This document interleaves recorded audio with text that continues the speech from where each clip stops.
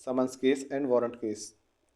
Summons case की definition दी गई है, case which is not warrant case, that is case relating to an offence not punishable with death, life imprisonment और more than 2 years. Warrant case की definition है, case relating to an offence punishable with death, life imprisonment और more than 2 years. इसका क्या meaning हुआ, वे case जिनमें maximum सज़ा 2 साल तक दी जाती है वे तो समन्स केस कहलाएंगे, और वे केस जिनमें सज़ा 2 साल से ज़्यादा की हो, मोर देन 2 ईयर्स, और लाइफ इम्प्रिजनमेंट भी हो सकती है और डेथ भी, तो ऐसे केसेस वारंट केस कहलाएंगे।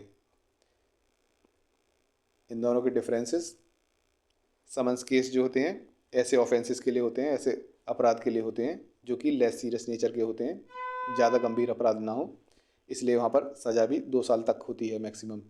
और वारंट केस जो है ऐसे ऑफेंसेस के लिए होती है जो कि सीरियस होते हैं नेचर में, गंभीर अपराध होते हैं, इसलिए सज़ा उनमें डेथ की होती है, लाइफ इम्प्रिजनमेंट और 2 साल से ज़्यादा की सज़ा होती है।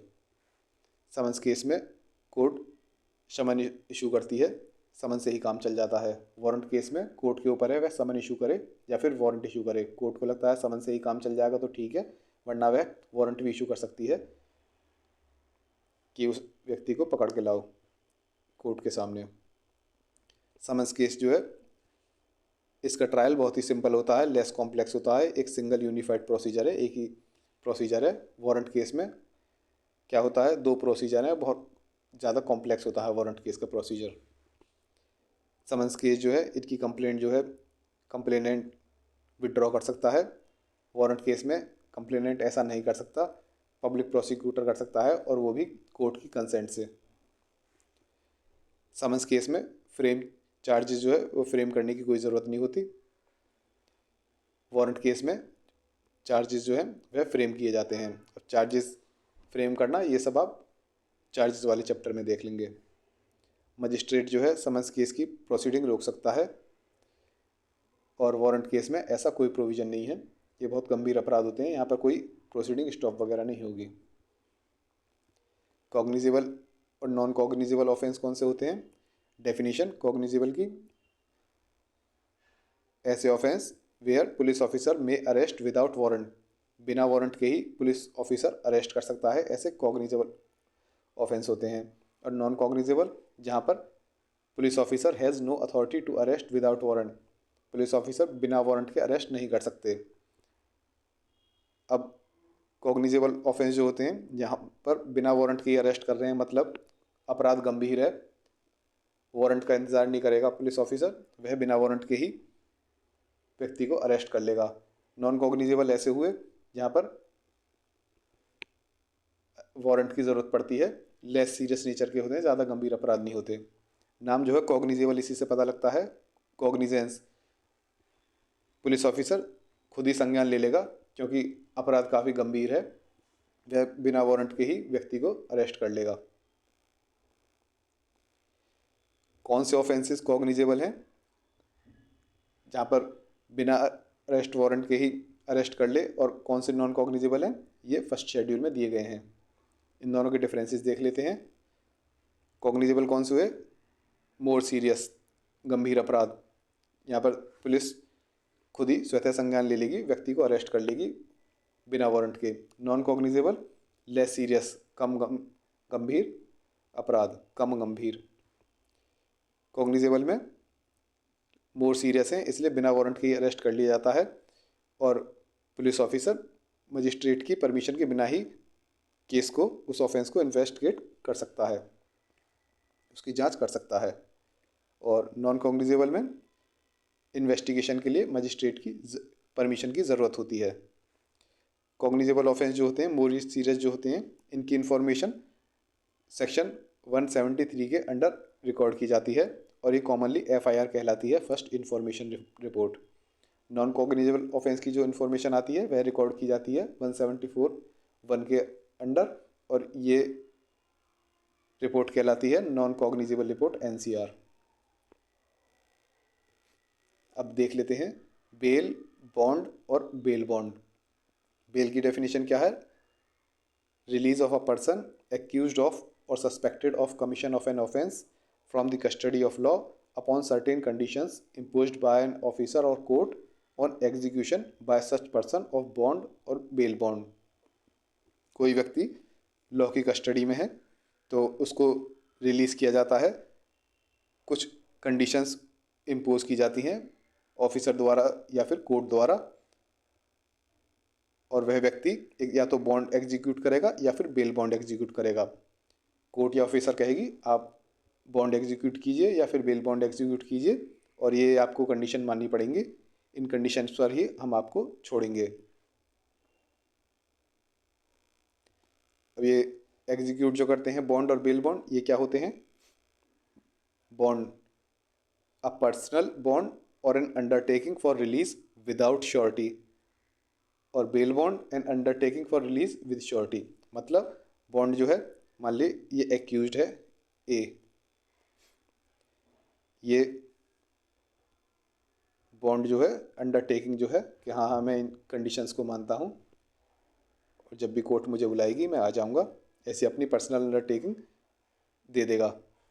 बेल बॉन्ड में क्या है? ये एक्यूज्ड है, इसको अंडरटेकिंग तो देनी ही देनी है, ये रही अंडरटेकिंग कि हाँ हाँ ये कंडीशंस मैं मानता हूँ, इन कंडीशंस को मैं पालन करूँगा। इसके साथ साथ एक श्योरिटी भी होता है, श्योरिटी होता है एक गारंटर, एक और गारंटर होगा, मान लीजिए ये इसका फ्रेंड है या फिर उसका कोई रिलेटिव है। इस गारंटर की गारंटी होती है कि जो एक्यूज्ड है वह जब भी कोर्ट बुलाए उस व्यक्ति को अपीयर कराए, ये गारंटी श्योरिटी की होती है। तो बेल बॉन्ड में श्योरिटी साथ में होता है और बॉन्ड में आदमी खुद ही अपनी पर्सनल अंडरटेकिंग होती है।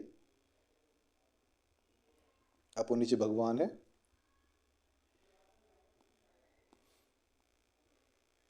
बेलेबल ऑफेंस और नॉन बेलेबल, नाम से पता लग रहा है ऐसे ऑफेंस जिनमें बेल जो है, बेल मिलना एक अधिकार है, और नॉन बेलेबल जहाँ पर बेल मिलना अधिकार नहीं है, यह कोर्ट के ऊपर डिपेंड है। Bailable offence shown as bailable in first schedule, first schedule में दिया गया है कौन से ऑफेंस बेलेबल होते हैं, और इन ऑफेंस के अलावा जितने भी ऑफेंस हैं वह नॉन बेलेबल माने जाएंगे। Any other offence, bailable offence made bailable by any other law, या तो फर्स्ट शेड्यूल में दिए गए हों या फिर किसी और लॉ में दिए गए हों कि यह अपराध बेलेबल है तो वह बेलेबल माना जाएगा। और यदि ऐसा कहीं नहीं लिखा कि यह अपराध बेलेबल है तो उस अपराध को ऑटोमेटिकली नॉन बेलेबल माना जाएगा। बेलेबल ऑफेंस में person gets bail as a matter of right, bail मिलना उसका अधिकार है। और नॉन बेलेबल ऑफेंस में grant of bail is based on discretion of court to be exercised on sound judicial principles. Non bailable offence में court की discretion के ऊपर है, कोर्ट के विवेक के ऊपर है, कोर्ट को लगता है बेल देना ठीक है तो देगी, नहीं तो रिजेक्ट कर देगी, और ये साउंड जुडिशियल प्रिंसिपल्स पर बेस्ड होना चाहिए, न्यायोचित होना चाहिए। क्लासिफिकेशन ऑफ बेल और नॉन बेलेबल वे फर्स्ट शेड्यूल में दिया गया है।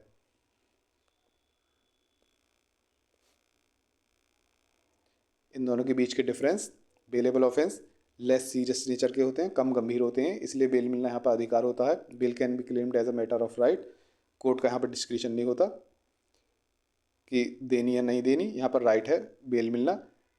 और लेस सीरियस के हैं तो नेचर के हैं तो पुलिस ऑफिसर भी, यहाँ पर पुलिस ऑफिसर के पास भी पावर होती है कि वह बेल दे सकता है, और यहाँ पर एंटिसिपेटरी बेल का कंसेप्ट नहीं है बेलेबल ऑफेंस में।